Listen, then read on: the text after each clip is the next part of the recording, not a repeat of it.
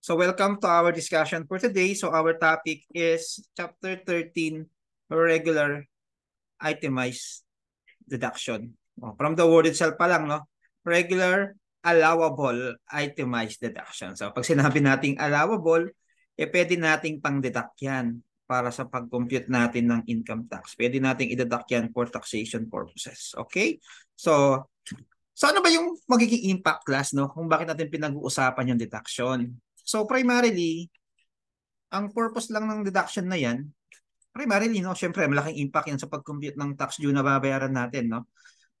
Ang primary purpose niyan is yun nga, dito siya pupunta sa deductions, di ba?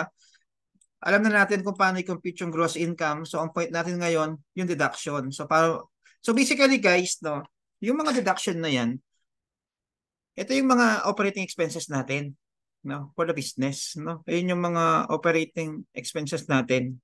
So sila yung mga ibang babawas natin dun sa gross income to come up with the net income. So primarily kasi itong net income na to, ito yung ating magiging taxable income, no. Primarily if you have business. So if you have income other than business, just add up here para mag-come up tayo dun sa ating taxable income, no. So yun yung purpose ng deduction. So importanteng malaman mo ano ba yung mga items na pwede nating i-deduct pag pinag-uusapan natin is deduction. Hindi ka lang kasi basta-basta pwedeng mag-deduct, no? Possible kasi na although may expense ka, pero possible na hindi lahat yun is magagamit mo as a deduction when you want to compute for the taxable income. So, importanteng malaman mo ano ba yung mga rules natin dyan kapag tayo nagko-compute, guys, no, ng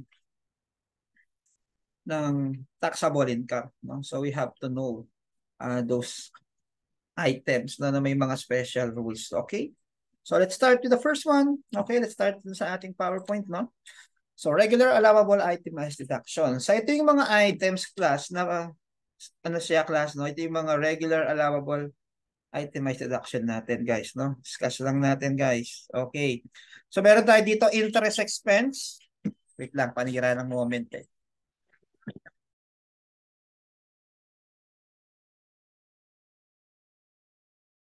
Okay. So interest expense is primarily no kapag nang utang ka, okay? Nang utang ka ng pera o kaya may binili ka na assets, 'di ba? Meron siyang interest, no? So meron tayong ruling kasi diyan sa mga ganyang klase ng sa interest expense, okay? And then meron din tayong tinatawag class na taxes. So syempre, alam naman natin na pwede namang i-deduct yung taxes. Pero ano nga bang klase ng tax ang pwede nating i-deduct, no, sa ating gross income? So hindi naman lahat kasi ng taxes matik na pwede nating yang ipambawas sa ating gross income, no? So primarily, ayan yan, taxes, no?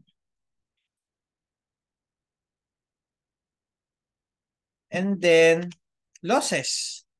So, syempre, loss. Talo, nawala, lugi, di ba? So, and then bad debt, depletion. So, depletion, basically, no? This is applicable dun sa ating wasting asset. Okay? And then, contribution to pension and trust, research and development cost, other ordinary and necessary trade, business, or professional expense. Dun sa number 9, wala namang ibang explanation diyan sa number 9 eh. So primarily ang number 9 is yung mga expenses na ginagamit natin sa business other than this 8 na nabanggit, no? Other than this first 8 na nabanggit, no? Ayun yung mga expenses na ginagamit natin sa operation ng ating business, no? Okay. So, yon. So, let's start with the interest expense. So, ano ba yung magiging requisite natin class, no, para ma-deduct natin yung interest expense? Okay. What is our requisite para ma-deduct natin yung interest expense? Number 1, valid indebtedness. So, ibig sabihin class, no, meron tayong valid na pagkakautang. Ibig sabihin talaga, meron tayong utang. Hindi yung gawa-gawa lang. Di ba? Pwede mo sabihin sa nanay mo, may utang ka. Oy, mare, palabasin mo na may utang ako sa'yo, ma, para magamit ko siya as a deduction. So, kailangan may utang. Tapos guys, ang sabi dito, must be with the taxpayer. Kumbaga, sa taxpayer talaga siya. Utang talaga siya ng taxpayer. Hindi siya yung tipong gawa-gawa lang, no? Utang talaga siya ng taxpayer. Okay? Okay, and then,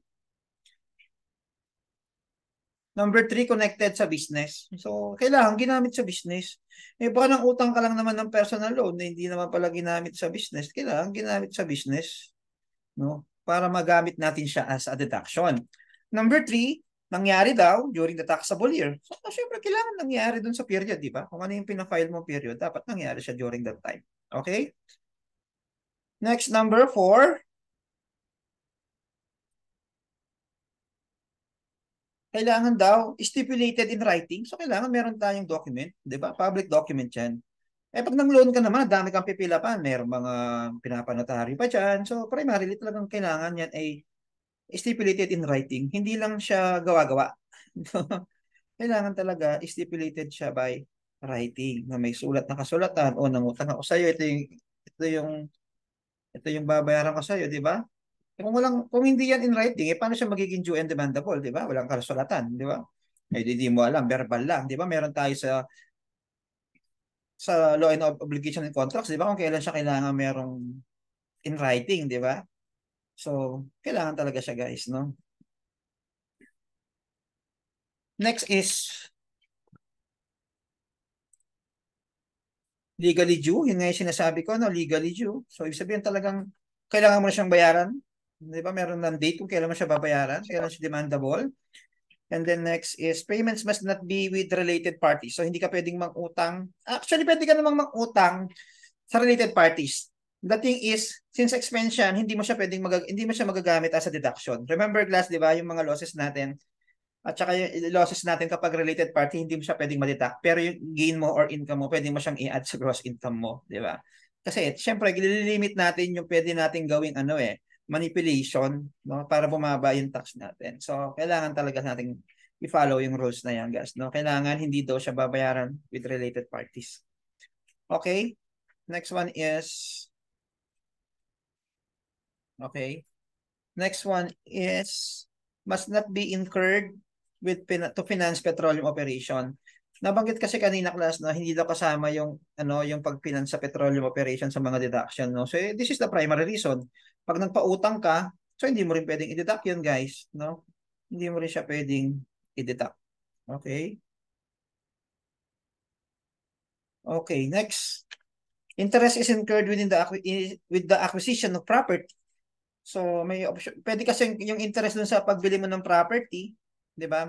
Pwede kasing yan ay kinapitalize mo. So syempre kapag kinapitalize mo na siya, hindi mo siya pwedeng magamit as a deduction. 'Di ba? Kinapitalize mo na siya. And it is not expressly disallowed by law. So walang nagsasabing batas na hindi to pwede, disallowed by law. So kailangan allowed siya by law. So kahit anumang klase ng interest yan, basta yung disallowed by law yan, nakalagay naman sa problem, this is disallowed by law, wag mo lang i-deduct. Automatic hindi siya deductible. Although, possible class na nangyari siya as an expense, pero yun nga, hindi naman siya deductible, hindi mo siya pwedeng i-deduct. Okay? So, ayun yung mga requisites natin, class, no, para ma-deduct natin yung interest expense dun sa pag-compute natin ng ating taxable income, no? I-deduct natin yun dun sa ating gross income. Okay? So, I hope it's very clear, guys, no? Next is deductible amount of interest expense. So, merong limitation kasi, guys, no? Merong limitation yung pwede nating i-deduct, no? Sa interest expense as a deduction, no? Kumbaga, meron siyang limit, mababawasan siya. Okay? Babawasan mo na siya ng certain percent. Hindi, ibig sabihin, possible na hindi ma-deduct yung buong amount ng deduction. Okay? So ito yung mga rates na ibabawas natin, no, dun sa ating deductible income if ever na mayroon kang interest income. Okay?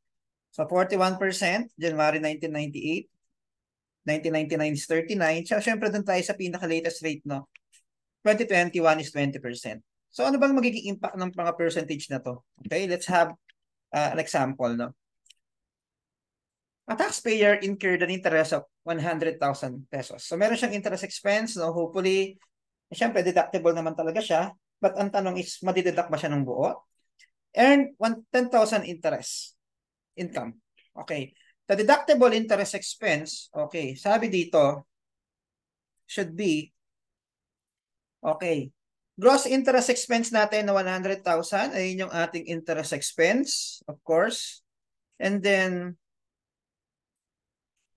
meron tayong limit, no? Babawasan mo siya ng 20% ng interest income. So, kailangan mong makuha yung interest income. Okay? So, kailangan mong makuha yung interest income. Okay? So, ngayon,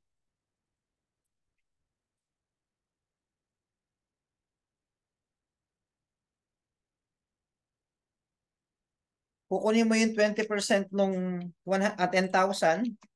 So, although ang interest expense mo is 100,000, okay. Although yung interest expense mo is 100,000, okay. Ibababa mo siya ngayon. Okay. Ibababa mo siya, okay, ng 2,000. So, paano na-compute yung 2,000? 20% ng interest income. So, pag may interest income, bawasan mo siya ng 20%. So, ang madideduct mo lang sa iyong gross income is 98. Although, sa books mo, ang interest expense mo is 100,000. Pero, for the computation, okay, pero for the computation ng income, ng taxable income, ang ibabawas mo lang is 98,000. No? Huwag ka magpapalito, guys, no? Sa book mo, okay, still 100,000 pa rin yung interest expense mo, pero for taxation purposes, ang i-deduct mo lang is 98,000. Okay, what will be the impact now nung pagbaba ng interest expense? Siyempre, kung bumaba yung interest expense, tataas yung taxable income mo, tataas din yung tax na babayaran mo. So, yun yung impact niya. If napansin mo, guys, this is favorable kay government. Diba? This is favorable kay government. Okay? Napakalaking favor niyan kay government class, no? Kaya nga talagang kino-consider din natin yan, guys. Okay? Favorable yan kay government. Okay. Next. Sabi dito, next slides tayo, no? Optional treatment of interest expense. So, interest expense incurred in the acquisition of property, pwede mo siyang i-record as an outright deduction from gross income or a capital expenditure. Siyempre, kapag capital expenditure mo ta, subject yan sa amortization or depreciation. Depende kung ano yung inutang mo na may interest. Okay? Other deductible interest expense, interest from tax delinquency, interest expense from scrip dividend. So, pag may mga inisyo tayo dyan ng mga interest, no? So, pwede naman sila rin, excuse me, i-deduct. Okay? So, ito yung mga example ngayon, class, no? Ng mga interest expense na hindi deductible, interest on personal loan, interest incurred or pre-deducted applicable for future periods. Diba? Future periods pa siya, di ba? Dapat applicable siya during the taxable year, no? Hindi future period. Number 2, interest incurred with a related party. So, na-mention naman kanina yan, no? Hindi pwedeng i-deduct, no? Yung interest na ano natin, no, from related party, no? Hindi siya pwedeng i-deduct. Okay? Next is interest expense incurred to finance petroleum operation kasi nga hindi pwedeng i-deduct yan. No, guys, hindi siya pwedeng i-deduct. Okay. And then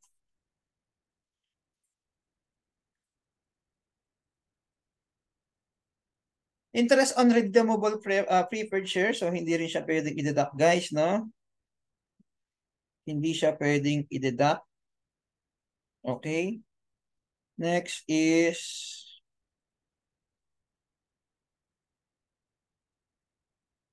imputed interest. Hindi siya pwedeng i-deduct dun sa ating gross income. Okay. Ela pwedeng i-deduct, guys. Okay. Next is ito yung mga, okay. Tapos na tayo sa interest, guys, no? Ayun yung interest, no? Dumako naman tayo sa taxes. Okay? Taxes are allowed as deduction except, so except do sa mga sumusunod. So, ibig sabihin itong mga to hindi pwedeng i-deduct sa gross income natin. So, yung ating final income tax, capital gains tax, and regular income tax, hindi sila pwedeng i-deduct. Foreign income tax, if claimed as tax credit, no? Mamaya pag-uusapan natin yan. Estate and donors tax and special assessment, hela pwedeng i-deduct king kaya tamang pag-compute for our deduction, as a deduction in our gross income. No? Hindi sila pwedeng i-deduct. So ano nga ba yung mga pwede nating i-deduct, sir? dun sa ating taxes as a deduction dun sa ating gross income. Mamaya, okay.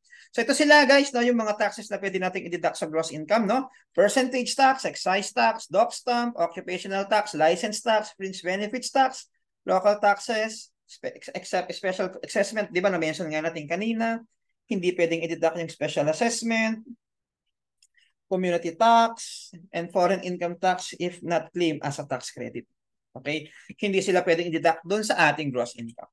Okay? So, yun yung mga example ng mga taxes na hindi na pwede natin i-deduct doon sa ating gross income. No, take note class, no? Kaya natin kinukuha yung deduction, pambawas yan doon sa ating gross income para bumaba yung ating net income o yung tinatawag nating taxable income. Class, no, nilagay ko lang siya dito na net income. Kasi di ba majority naman if may business. Yung mga ibang income naman kasi other kind of business naman yun eh. Okay? Kapag may business ka usually, no, para lang madali nating maintindihan, deduction ito yung mga OPEX natin other than the cost of sales or cost of services. No? Kasi nga di ba yung cost of sales or cost of services is ginamit natin yun na pambawas dun sa sales natin, gross sales, gross receipts, para magka-map tayo dun sa ating gross income. Okay? Kaya hindi na natin din-deduct yun. Hindi kasama yung cost of services dun sa ating deduction as dun sa after ng gross income, no?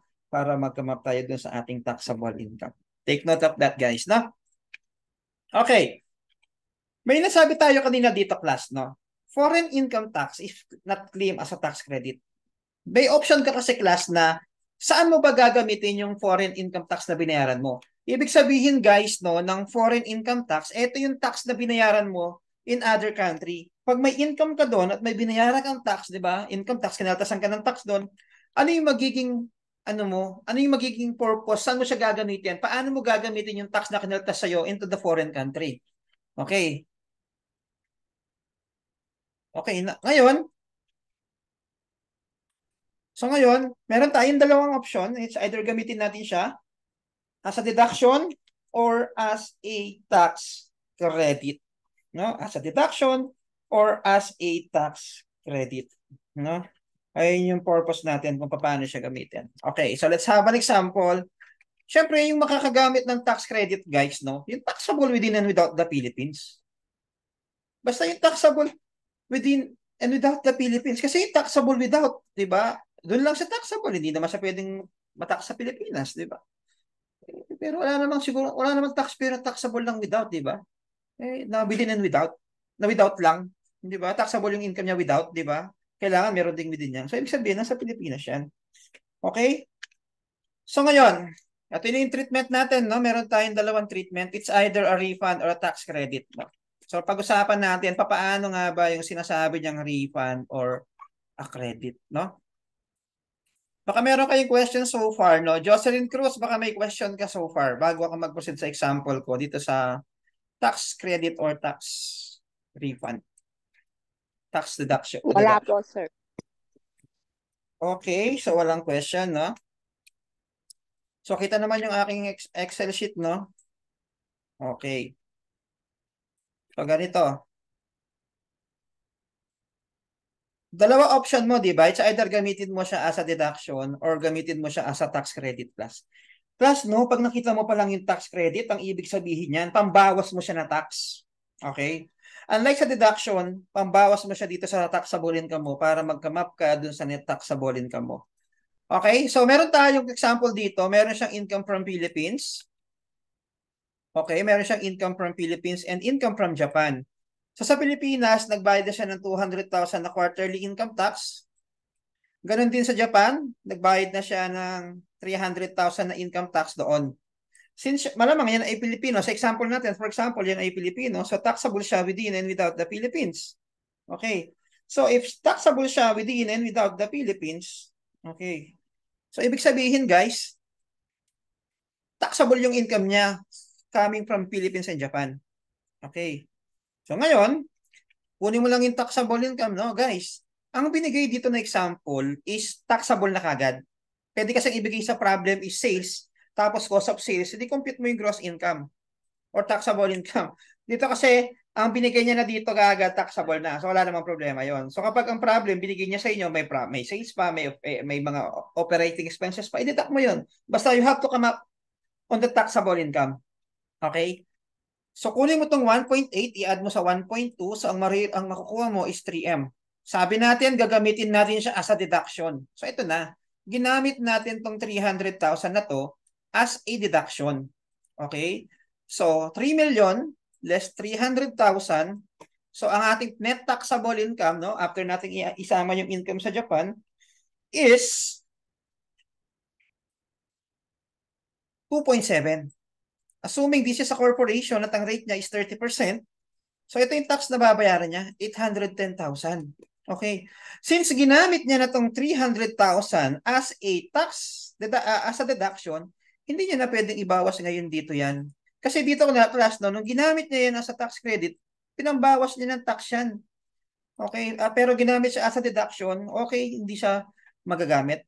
Tingnan mo, mababa nga naman yung kanyang taxable income from 3M naging 2.7, pero mamaya makikita mo, no, mas advantageous siya kapag ginamit mo yung tax credit kaysa ginamit mo siya as a as a deduction. Okay? So 810 less natin yung tax credit sa Pilipinas. So ang babayaran niya ngayon using that 300,000 as a deduction is 610,000. Okay? Kung ginamit siya as a deduction. Paano naman kapag ginamit siya as a tax credit? So yun ang concern natin kasi ngayon Paano kapag ginamit naman natin siya as a tax credit? Okay? So ito na siya. Okay. So 1.8 plus 1.2, same lang. But the thing is, okay, hindi mo siya madideduct dito as a deduction kasi gagamitin mo nga siya later on as a tax credit. Okay. So 3 million yung taxable income times 30%, same figures tayo, 900,000. Aba, mas malaki to compare mo sa 810. Pero wag kang judgmental. Feeling mo niyan advantageous na kapag ginamit mo siya as a deduction, di ba? Dito magagamit mo siya ng buo as a deduction. Tax credit Pag sinabi mong credit, pambawas na kagad yan Okay, so 900,000 less 200,000 less 300,000. So ang makukuha mong income tax still due is 400,000 na lang. Na mas mababa compare kung ginamit mo siya as a deduction, sorry. Kapag ginamit mo siya as a deduction. So that's how we compute, no? That's how we use kung gagamitin siya as a tax credit or kung gagamitin siya as a tax deduction. Okay? Any question, guys? Baka meron kayong question sa ating example. Nicole Ferrer, baka meron kang question dyan. Wala naman po. Pamela Bamba, baka may question ka. Wala po, sir. Okay. Bakit mas mababa kapag ginamit siya as tax credit? Kasi buo siyang magagamit 100%. Unlike kapag ginamit siya as a deduction, di ba? Yes, mababawasan nga dito yung taxable income. 30% lang impact nun Di ba? 30% ang mababawas mo. Di ba? 300,000 yun. Di ba? 70% yung hindi mo magagamit. So 70% times 300,000 na makukuha mo dyan is 210,000. Kaya mas malaki ng 210,000 kapag ginamit mo siya as a deduction. No, wag natin kakalimutan yung guys, no? So mas maganda na magamit siya as a tax credit, no? Syunga ka na lang kapag ginamit mo siya as a deduction, no? I don't know sa government, no? Siguro nagbabaka sakali siya na may syungang taxpayer na gumamit as a deduction, no? Baka naman di marunong mag-compute, di ba? Kaya malay nyo, kayo din. Darating yung time, maging kayong negosyante, meron kayong income within and without the Philippines. So, importante na alam mo rin tong bagay na to, class, no? That's why, dapat importante rin na alam mo atong bagay na to, guys. Okay? Losses. Dumako naman tayo sa losses. Okay. Ano ang mangyayari sa losses? Loss. Nawala, nasunog, di ba? So ngayon, what are the requisites naman para ma-deduct natin yung losses? No? Para ma-deduct natin yung losses. It must be incurred in the business. It must pertain to the property connected with the trade, business, profession. Ibig sabihin, connected sa business, kailangan daw, hindi daw compensated by insurance, no? Paano ba, sir, yung compensated by insurance? So, yung compensated by insurance, ang ibig lang sabihin ng class, no? Ang ibig lang sabihin ng compensated by insurance is, kumare, nasunog yung mga inventory ko, pero naka-insurance sila. Binayaran ng insurance yung nasunog kong inventory. So, hindi ko siya pwedeng i-claim as a deduction. Kasi binayaran bumalik Unless kung hindi yan bumalik, pwede ko siyang ma-deduct. Pero bumalik Ibig sabihin, hindi ko siya pwedeng ma-deduct. Okay? Number 4.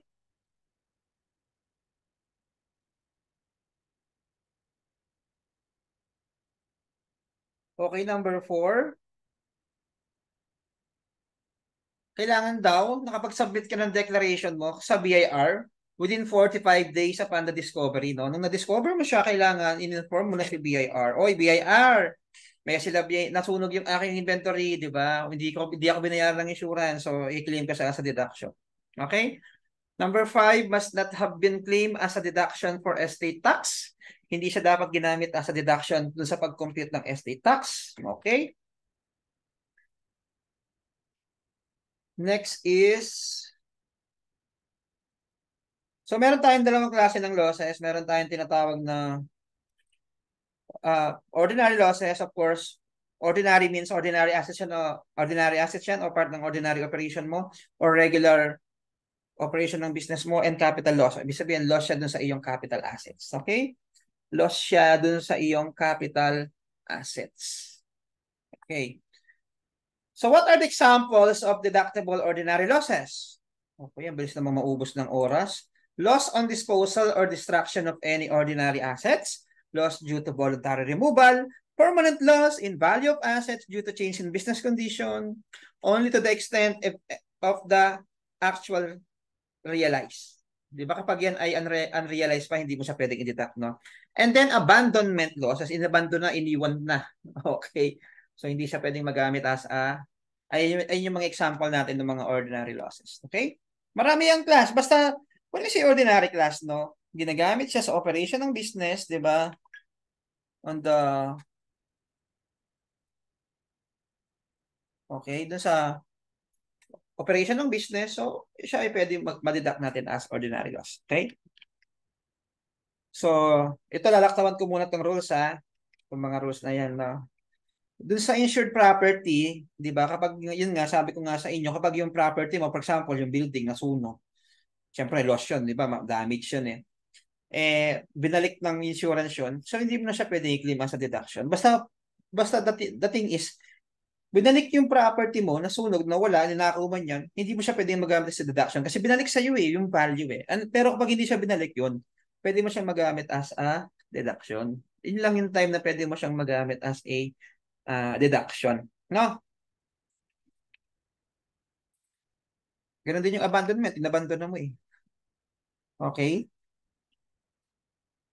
Mamaya yung application, madidiscuss naman mamaya yan. Okay? Next, I know you are very familiar with this, no? Bad debt expense. Okay. Bad debt expense.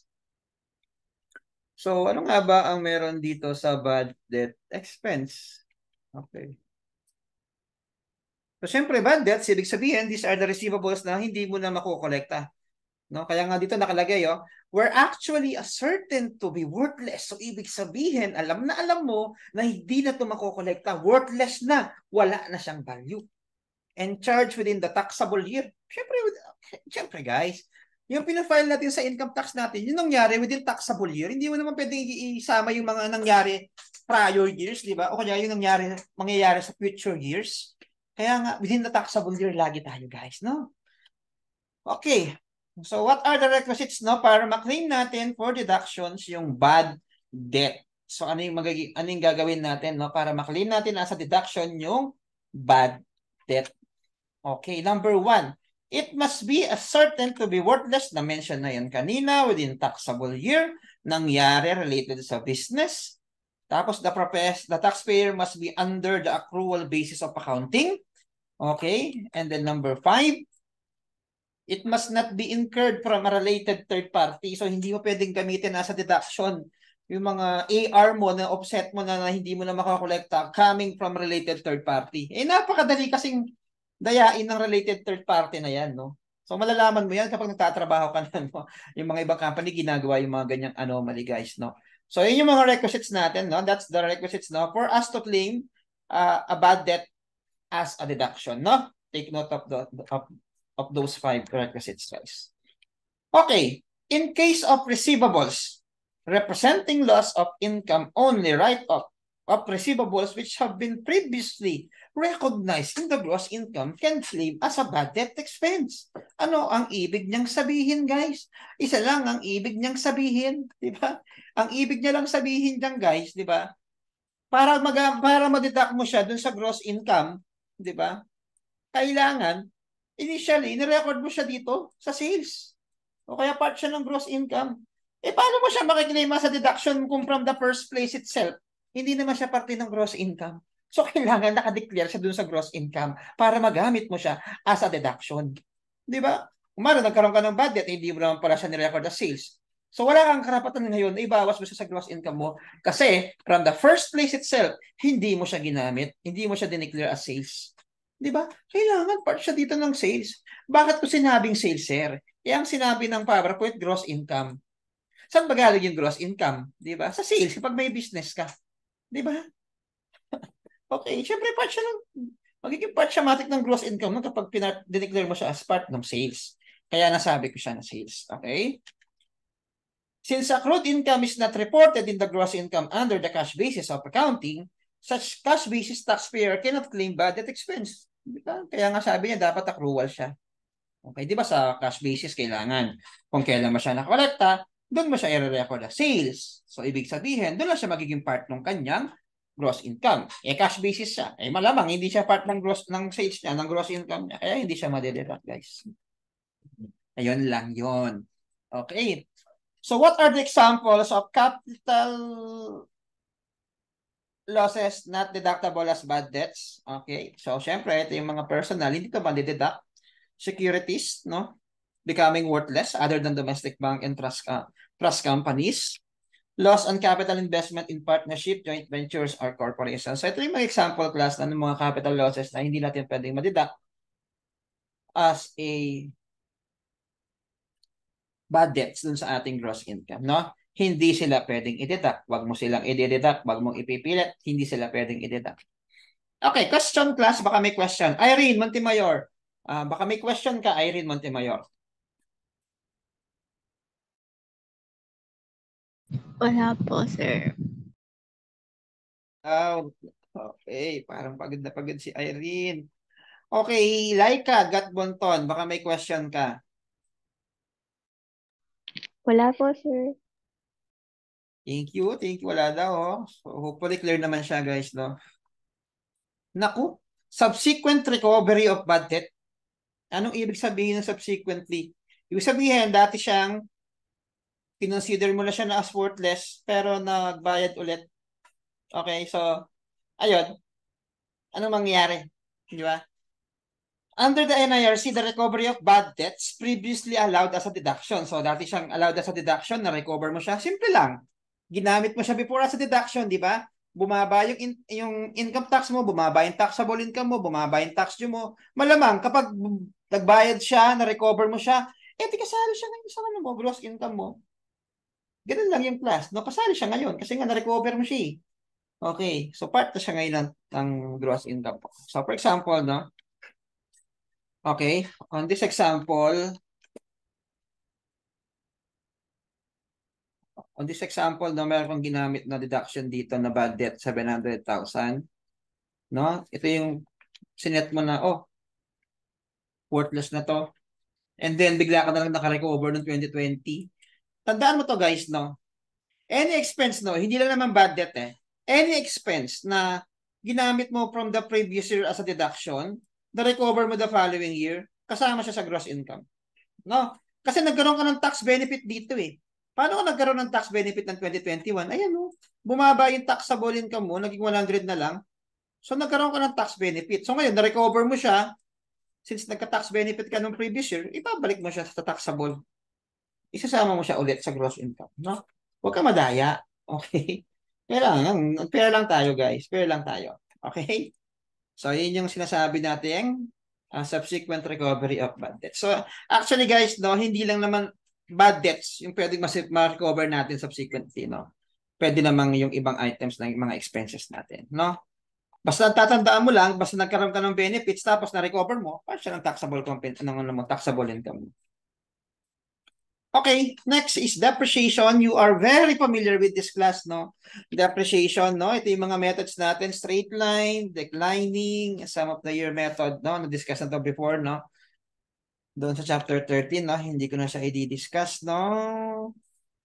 Ito, pakibasa na lang itong special rules on depreciation. life tenancy. In the case of the property held by one person for life with the remainder to another person, the deduction shall be computed as if the life tenant were the absolute owner of the property and shall be allowed to the life tenant. Doon sa buhay nung ano mo, pag-upa mo doon. Okay? Okay. Next is, taktawan natin to, no?